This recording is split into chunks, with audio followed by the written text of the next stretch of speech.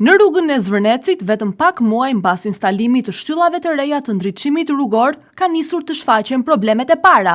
Disa prej këtyre shtyllave janë dëmtuar si pasojë e aksidenteve rrugore, ndërsa disa të tjera janë përkulur deri në atë pikë sa rrezikojnë të shemben në mes të rrugës. Shtylla që shihet në pamjet e filmuara është njëra ndër më të dëmtuarat dhe mund të rrëzohet në çdo moment, duke krijuar një rrezik të madh për drejtuesit e mjeteve që qarkullojnë çdo ditë në këtë segment. Banorët e zonës thonë se situata është bërë shqetësuese pasi prej ditësh shtylla qëndron e përkulur, ndërsa deri tani nuk ka pasur asnjë ndërhyrje nga autoritetet përgjegjëse.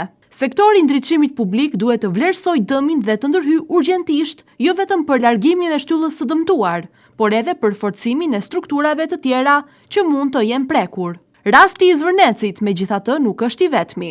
Edhe në disa rrugë të tjera të qytetit të Vlorës, kryesisht në zonat periferike, janë evidentuar shtylla të dëmtuara nga automjete që humbin kontrollin për shkak të shpejtësisë së lartë. Në disa raste, drejtuesit e mjeteve kanë braktisur vendin e ngjarjes duke lënë dëmin mbi infrastrukturën publike pa asnjë raportim. Vendosja e shtyllave në afërsi të kthesave ose në zona ku automjetet kanë tendencë të qarkullojnë me shpejtësi të lartë kërkon masa shtesë sigurie, si bariera mbrojtëse apo sinjalistik paralajmëruese. Në mungesë të këtyre masave, çdo goditje e tillë jo vetëm që dëmton infrastrukturën, por mund të rezultojë fatale për drejtuesit e mjeteve. Ndërkohë, bashkia pritet të nisë procesin e zëvendësimit të shtyllave të dëmtuara, ndërsa policia rrugore duhet të forcojë kontrollet për identifikimin e drejtuesve të papërgjegjshëm që shkaktojnë aksidente dhe më pas largohen. Sipas rregullores, çdo drejtues mjeti që dëmton pronën publike detyrohet të paguajë dëmin dhe të përballet me gjoba të konsiderueshme.